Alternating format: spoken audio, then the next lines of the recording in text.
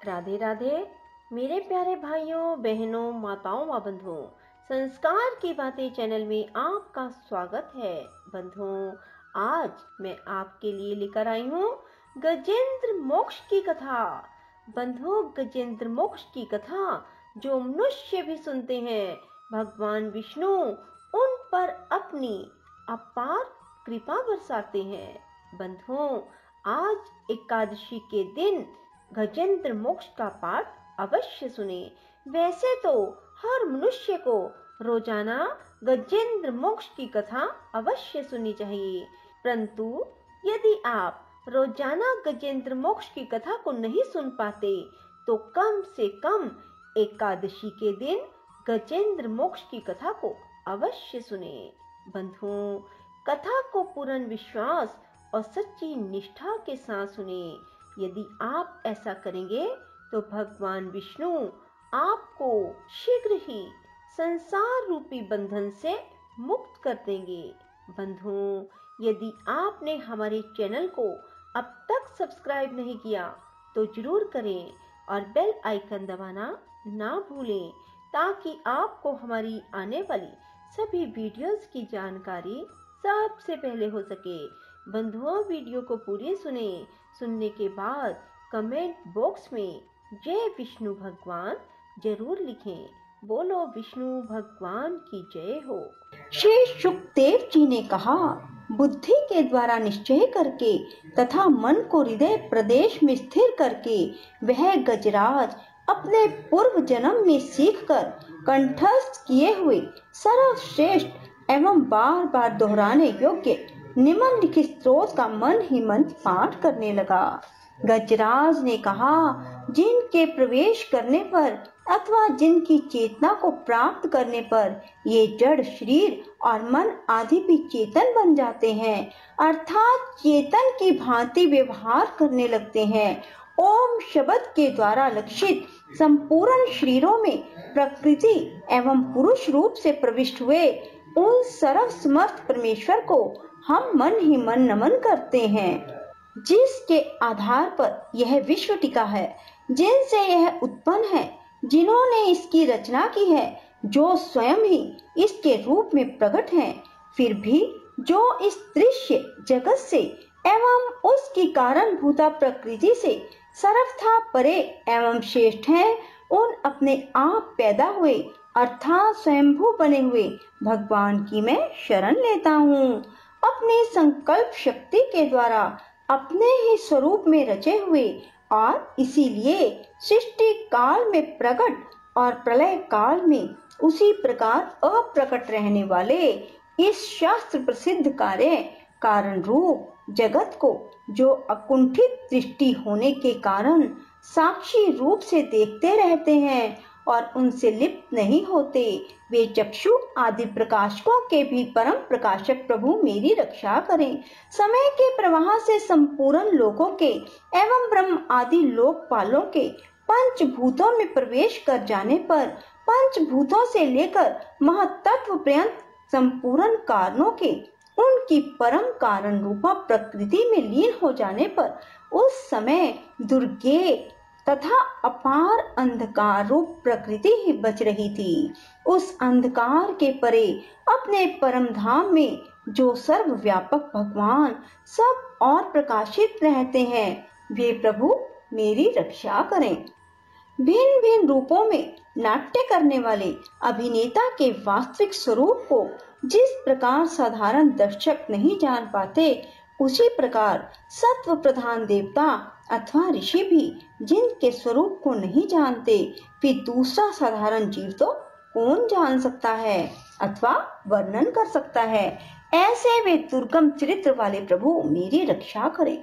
आसक्ति सर्वथा छूटे हुए संपूर्ण प्राणियों में आत्म बुद्धि रखने वाले सबके अकारण हेतु एवं अतिशय साधु स्वभाव मुनिगण, जिनके परम मंगलमय स्वरूप का साक्षात करने की इच्छा से वन में रहकर अखंड ब्रह्मचर्य आदि अलौकिक व्रतों का पालन करते हैं, वे प्रभु ही मेरी गति हैं।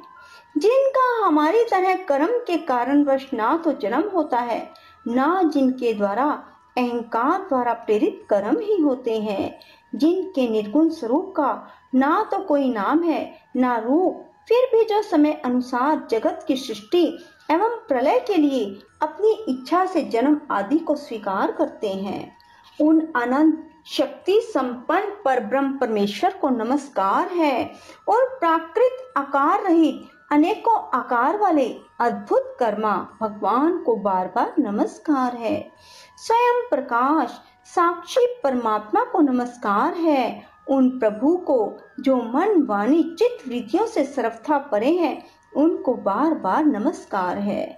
विवेक को पुरुष के द्वारा सत्वगुण विशिष्ट निवृत्ति धर्म के आचरण से प्राप्त होने योग्य सुख के देने वाले और मोक्ष सुख की अनुभूति रूप उस प्रभु को नमस्कार है।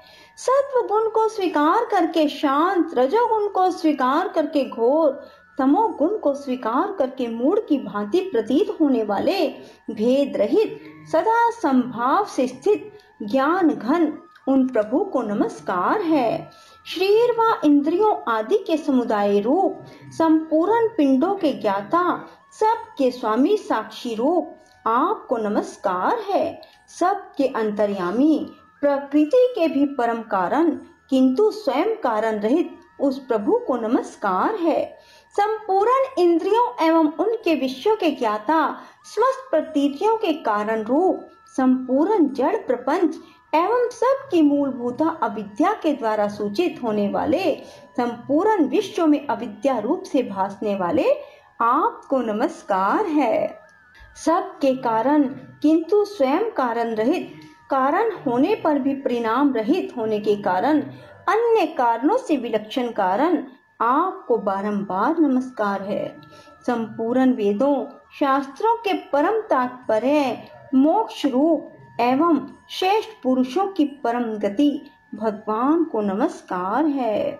जो त्रिगुण रूप काष्ठों में छिपे हुए ज्ञान में अग्नि है, उक्त गुणों में हलचल होने पर जिनके मन में सृष्टि रचने की बाह्य वृत्ति जागृत हो जाती है, आत्म तत्व की भावना के द्वारा विधि निषेध रूप शास्त्र से ऊपर उठे हुए ज्ञानी महात्माओं में जो स्वयं प्रकाशित रहते हैं, उन प्रभु को मैं नमस्कार करता हूँ। मुझ जैसे शरणागत पशु तुल्य अर्थात अविद्याग्रस्त जीव की अविद्या रूप फांसी को सदा के लिए पूर्ण रूप से काट देने वाले अत्यधिक दयालु, दया करने में कभी आलस्य न करने वाले नित्य मुक्त प्रभु को नमस्कार है। अपने अंश से संपूर्ण जीवों के मन में अंतर्यामी रूप से प्रकट रहने वाले सर्वनियंता अनंत परमात्मा को आपको नमस्कार है। शरीर, पुत्र, मित्र, घर, संपत्ति एवं कुटुंबियों में आसक्त लोगों के द्वारा कठिनता से प्राप्त होने वाले मुक्त पुरुषों के द्वारा हृदय में निरंतर चिंतन करने वाले ज्ञान स्वरूप सर्वसमर्थ भगवान आपको नमस्कार है।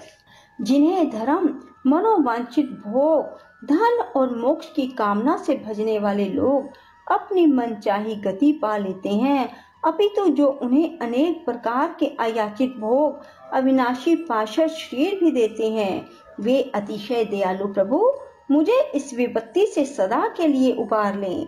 जिनके अनन्य भक्त जो वस्तुतः एकमात्र उन भगवान को ही शरण है, जो धर्म, अर्थ आदि किसी भी पदार्थ को नहीं चाहते, अपितु उन्हीं के परम मंगलमय एवं अत्यंत विलक्षण चरित्रों का गान करते हुए आनंद के सागर में गोते लगाते रहते हैं। उन अविनाशी, सर्वव्यापक, सर्वश्रेष्ठ ब्रह्मा आदि देवों के भी नियामक अभक्तों के लिए अप्रकट होने पर भी भक्ति योग द्वारा प्राप्त करने योग्य, अत्यंत निकट होने पर भी माया के आवरण के कारण अत्यंत दूर प्रतीत होने वाले इंद्रियों के द्वारा अगम्य, अत्यंत दुर्विज्ञेय और अंतरहित किंतु सब के आदि कारण सब ओर से परिपूर्ण उन भगवान की मैं स्तुति करता हूँ। ब्रह्मादि समस्त देवता, चारों वेद, संपूर्ण चराचर समस्त जीव आकृति के भेद से जिनके अत्यंत क्षुद्र अंश के द्वारा रचे गए हैं, जिस प्रकार प्रज्वलित अग्नि से लपटें सूर्य से किरणें बार बार निकलती हैं और पुनः अपने कारण में लीन हो जाती हैं, उसी प्रकार बुद्धि, मन, इंद्रियां, नाना योनियों में उत्पन्न होने वाले शरीर एवं यह गुणमय प्रपंच जिन स्वयं प्रकाश आत्मा से प्रकट होता है, उन्हें उन्हीं में लीन हो जाता है। वे भगवान वास्तव में ना तो देवता है, ना असुर, ना मनुष्य, ना तिर्यक, ना वे स्त्री, ना पुरुष, ना नपुंसक ही हैं, ना वे कोई जीव जिनका इन तीनों ही श्रेणियों में समावेश ना हो सके। ना वे गुण है, ना कर्म, ना कार्य है, ना कारण ही है। सब का निषेध हो जाने पर जो कुछ बचा रहता है वही उनका स्वरूप है, वे ही सब कुछ हैं। ऐसे भगवान मेरे उद्धार के लिए आविर्भूत हूँ। मैं इस ग्रह के चंगुल से छूटकर जीवित रहना नहीं चाहता, क्योंकि भीतर और बाहर सब ओर से अज्ञान के द्वारा ढके हुए उस हाथी के शरीर से मुझे क्या लेना देना है। मैं तो आत्मा के प्रकाश को ढक देने वाले उस अज्ञान की निवृत्ति चाहता हूँ, जिसका कालक्रम से अपने आप नाश नहीं होता, अपितु भगवान की दया से अथवा ज्ञान के उदय से होता है। इस प्रकार मोक्ष का अभिलाषी मैं विश्व के रचिता, स्वयं विश्व के रूप में प्रकट तथा विश्व से सर्वथा परे, विश्व को खिलौना बनाकर खेलने वाले, विश्व में आत्म रूप से व्याप्त, अजन्मा, सर्वव्यापक एवं प्राप्त होने योग्य वस्तुओं में सर्वश्रेष्ठ श्री भगवान को प्रणाम करता हूँ, उनकी शरण में हूँ। जिन्होंने भगवत भक्ति रूप योग के द्वारा कर्मों को जला डाला है, वे योगी लोग उसी योग के द्वारा शुद्ध किए हुए और अपने हृदय में जिन्हें प्रकट हुआ देखते हैं, उन योगेश्वर भगवान को नमस्कार करता हूँ। जिनकी त्रिगुण आत्मक शक्तियों का राग रूप वेग असह है, जो संपूर्ण इंद्रियों के विषय रूप में प्रतीत हो रहे हैं, जिनकी इंद्रियां विश्व में ही रची बची रहती हैं, ऐसे लोगों को जिनका मार्ग भी मिलना असंभव है, उन शरणागत रक्षक एवं अपार शक्तिशाली आपको बार बार नमस्कार है। जिनकी अविद्या नाम शक्ति के कार्य रूप अहंकार से ढके हुए अपने स्वरूप को यह जीव जान नहीं पाता, उन अपार महिमा वाले भगवान की मैं शरण में हूँ। श्री सुखदेव जी ने कहा, जिसने पूर्वोक्त प्रकार से भगवान के भेद रहित निराकार स्वरूप का वर्णन किया है, उस गजराज के समीप जब ब्रह्मा आदि कोई भी देवता नहीं आए, जो भिन्न भिन्न प्रकार के विशिष्ट विग्रहों को ही अपना स्वरूप मानते हैं, तब साक्षात श्री हरि, जो सबके आत्मा होने के कारण सर्वदेव स्वरूप हैं, प्रकट हो गए। उपयुक्त गजराज को इस प्रकार दुखित देखकर तथा उसके द्वारा गाई हुई स्तुति को सुनकर सुदर्शन चक्रधारी चक्राधार भगवान इच्छा अनुरूप वेग से चलने वाले गरुड़ जी की पीठ पर सवार हो स्तवन करते हुए देवताओं के साथ तत्काल उस स्थान पर पहुंच गए जहां पर वह हाथी था। सरोवर के भीतर महाबली ग्राहक के द्वारा पकड़े जाने पर दुखी हुए उस हाथी ने आकाश में गरुड़ की पीठ पर चक्र को उठाए हुए भगवान श्री हरि को देखकर अपनी सूंड को, जिसमें उसने पूजा के लिए कमल का फूल ले रखा था, उसे ऊपर उठाया और बड़ी ही कठिनता से सर्व पूज्य भगवान नारायण आपको नमस्कार है, यह वाक्य कहा। उसे पीड़ित देखकर अजन्मा श्री हरि एकाएक गरुड़ को छोड़कर नीचे सरोवर पर उतर आए। वे दया से प्रेरित हो ग्रह सहित उस गजराज को तत्काल सरोवर से बाहर निकाल लाए और देवताओं के देखते देखते अपने चक्र से उस ग्रह का मुख काटकर उसके चंगुल से हाथी को उबार लिया। बोलो विष्णु भगवान की जय। राधे राधे। जय श्री कृष्णा। बंधुओं, यदि आपको हमारी वीडियो पसंद आए तो इसे लाइक करें और शेयर भी जरूर करें। धन्यवाद।